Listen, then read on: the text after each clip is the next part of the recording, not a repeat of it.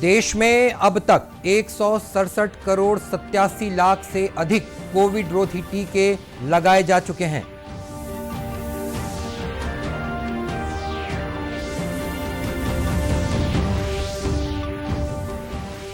प्रदेश में ग्रामीण भूमिहीन कृषि न्याय योजना और युवा मितान क्लब योजना का हुआ शुभारंभ।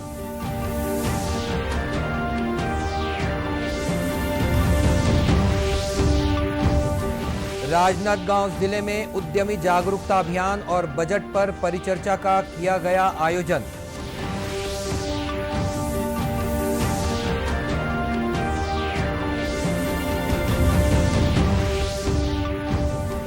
और प्रदेश में अब तक 96,64,000 मीट्रिक टन धान की खरीदी की गई।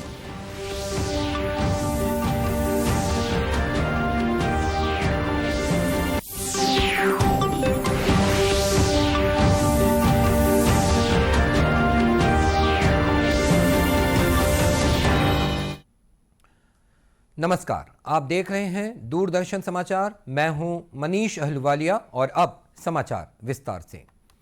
राष्ट्रव्यापी कोविड टीकाकरण अभियान के तहत अब तक 167 करोड़ 87 लाख से अधिक टीके लगाए जा चुके हैं। पिछले 24 घंटों में 55 लाख से अधिक टीके लगाए गए। अब तक पात्र लोगों को 1 करोड़ 34 लाख से अधिक एहतियाती टीके भी लगाए जा चुके हैं। इस बीच 4 करोड़ 77 लाख से अधिक किशोरों को भी कोविड का पहला टीका लगाया जा चुका है। स्वास्थ्य मंत्रालय के अनुसार पिछले 24 घंटों के दौरान देश में कोविड संक्रमण के 1,72,433 नए मामले दर्ज किए गए। सक्रिय मामलों की संख्या 15,33,911 है। संक्रमण से ठीक होने की दर 95.14% हो गई है। पिछले 24 घंटों के दौरान देश में 2,59,107 लोग कोविड से ठीक हो चुके हैं। अब तक ठीक होने वालों की कुल संख्या 3 करोड़ 97 लाख से अधिक हो चुकी है। इधर छत्तीसगढ़ में कल 2,764 कोरोना मरीज पाए गए। प्रदेश की पॉजिटिविटी दर 6.15% है। फिलहाल 21,475 मरीज विभिन्न अस्पतालों और होम आइसोलेशन में अपना उपचार करवा रहे हैं। देश भर में कोविड प्रिकॉशन डोज टीकाकरण के तहत बूस्टर डोज लगाने का अभियान चलाया जा रहा है। इसी कड़ी में छत्तीसगढ़ के माओवाद प्रभावित कांकेर जिले में सीमा सुरक्षा बल के अधिकारियों और जवानों को भी प्रिकॉशनरी डोज लगाने के लिए शिविर का आयोजन किया गया, जिसमें सीमा सुरक्षा बल के सीमांत मुख्यालय, क्षेत्रीय मुख्यालयों और वाहिनियों के करीब 3,000 अधिकारियों और कर्मचारियों को प्रिकॉशनरी डोजेस लगाई गईं। इस बारे में सीमा सुरक्षा बल के भिलाई स्थित सीमांत मुख्यालय के उप महानिरीक्षक एस डबास ने दूरदर्शन समाचार को बताया कि बीएसएफ छत्तीसगढ़ के सभी कर्मचारियों को कोविड प्रिकॉशन डोज लगवाने के लिए प्रेरित कर रही है। को फर्स्ट डोज और सेकंड डोज और बूस्टर डोज भी लगा दी गई है और मास्क, सैनिटाइजर और जो सरकार की कोविड एप्रोप्रिएट बिहेवियर है उसका हम सब पालन कर रहे हैं और हमारे जवान सब स्वस्थ हैं। और तीसरी लहर में हमारा कोविड इन्फेक्टेड हो 5 से 10% ही है।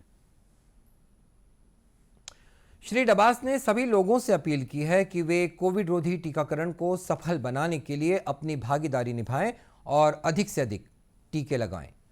लोकसभा सांसद राहुल गांधी आज राजधानी रायपुर पहुंचे। उन्होंने साइंस कॉलेज मैदान में राजीव गांधी ग्रामीण भूमिहीन कृषि न्याय योजना और राजीव युवा मितान क्लब योजना का शुभारंभ किया। साथ ही नवा रायपुर में स्थापित किए जाने वाले महात्मा गांधी की स्मृतियों से जुड़े सेवाग्राम और छत्तीसगढ़ अमर जवान ज्योति का भूमि पूजन भी किया। इस दौरान श्री गांधी ने आदिवासी समाज के लोगों से मुलाकात की। समाज के लोगों ने उनका परंपरागत ढंग से स्वागत किया। श्री गांधी ने सर्व समाज एकता परिषद के प्रतिनिधियों से भी मुलाकात की। राहुल गांधी ने बस्तर अंचल के सुकमा जिले के गिरदाल पारा hydro power based pumping scheme irrigation project के बारे में जानकारी ली। जल संसाधन विभाग द्वारा विकास प्रदर्शनी के डोम में इसका एक मॉडल प्रस्तुत किया गया है। यहां बिना बिजली और बिना किसी ईंधन के 24 घंटे सिंचाई होती है, जिसका लाभ सैकड़ों किसानों को मिल रहा है। श्री गांधी ने साइंस कॉलेज परिसर में विभिन्न विभागों द्वारा लगाई गई प्रदर्शनियों का अवलोकन भी किया। राजनांदगांव जिले में दुर्ग भिलाई सीए शाखा की ओर से उद्यमी जागरूकता अभियान और बजट पर परिचर्चा का आयोजन किया गया। इस कार्यक्रम में प्रदेश के खाद्य और राजनांदगांव के प्रभारी मंत्री अमरजीत सिंह भगत भी शामिल हुए। इस दौरान उन्होंने प्रदेश में उद्योग की संभावनाओं और सरकार के प्रयासों के बारे में जानकारी दी।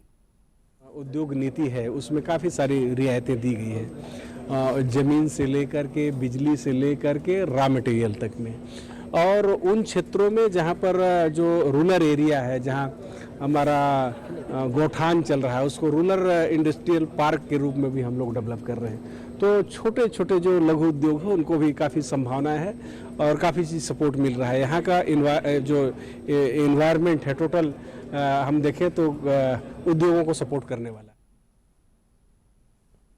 कार्यक्रम के दौरान राजनांदगांव की महापौर हेमा देशमुख और भिलाई के विधायक देवेंद्र यादव भी उपस्थित रहे। इस कार्यक्रम में चार्टर्ड अकाउंटेंट्स ने भी अपने अनुभव साझा किए।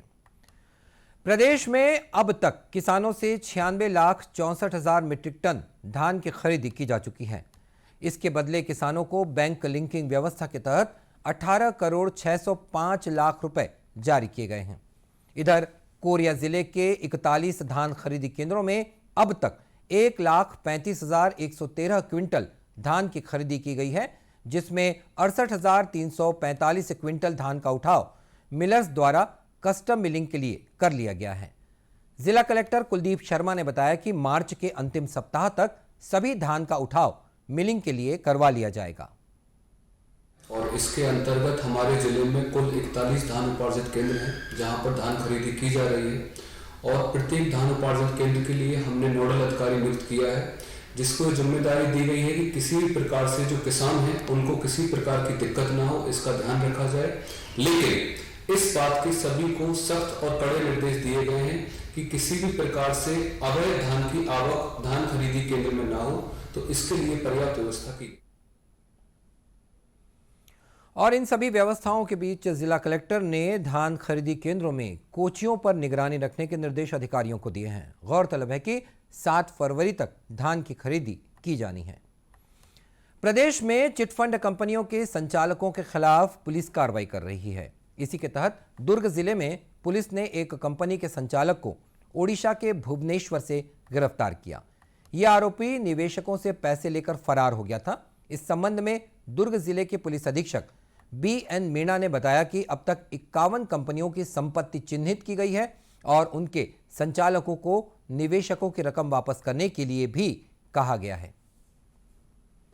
कुछ मामले जो दुर्ग में पंजीबद्ध हैं उन्हीं मामलों में जो फरार आरोपी हैं उनकी गिरफ्तारी के लिए दुर्ग पुलिस ने अभियान चलाया है।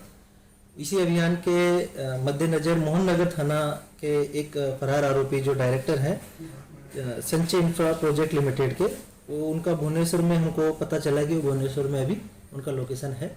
उसी आधार पर थाना प्रभारी मोहन नगर के नेतृत्व में एक टीम भेजी गई और उस टीम को आरोपी को पकड़ने में सफलता मिली और आरोपी डायरेक्टर अरविंद मिश्रा को पुलिस ने गिरफ्तार किया है। पुलिस गिरफ्तार आरोपी को रिमांड में लेकर उससे पूछताछ कर रही है। निवेशकों की रकम नहीं लौटाने वाली चिटफंड कंपनियों के संचालकों की संपत्ति भी कुर्क की जा रही है।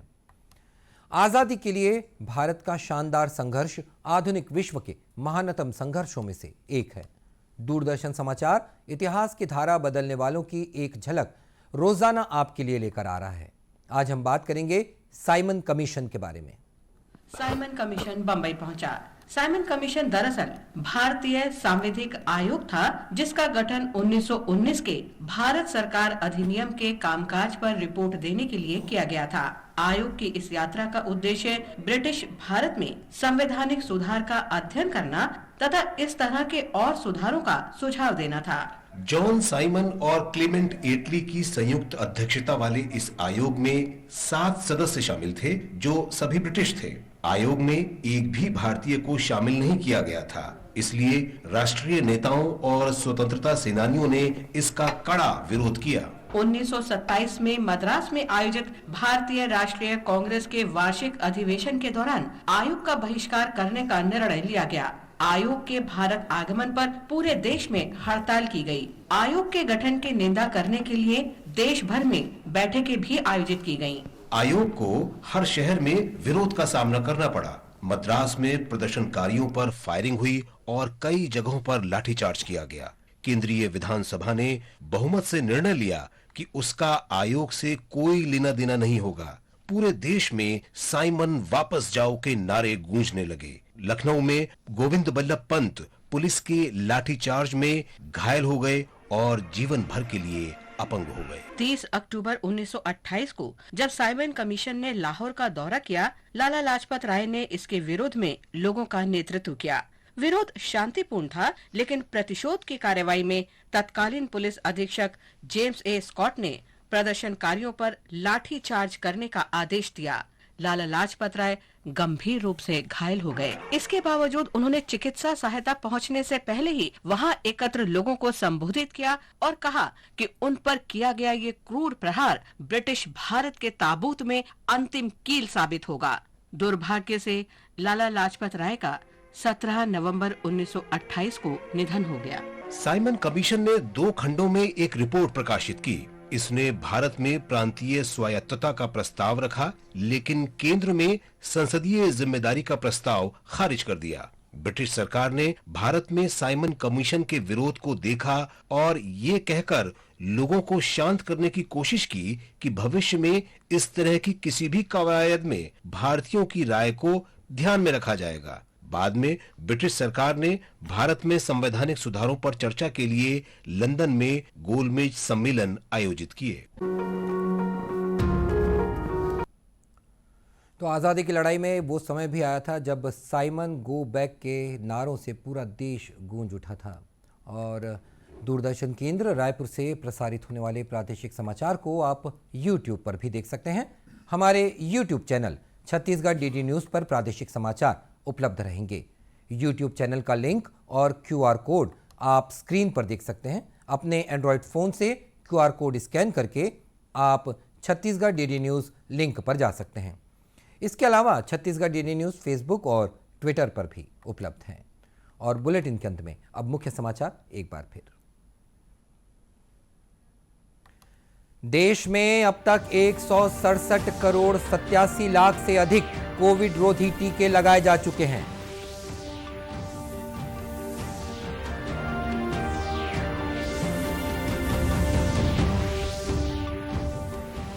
प्रदेश में ग्रामीण भूमिहीन कृषि न्याय योजना और युवा मितान क्लब योजना का हुआ शुभारंभ।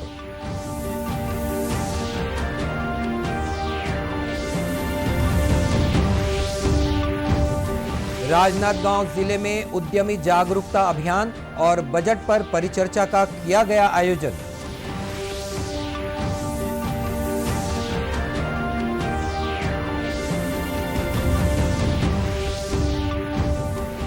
और प्रदेश में अब तक 96,64,000 मीट्रिक टन धान की खरीदी की गई।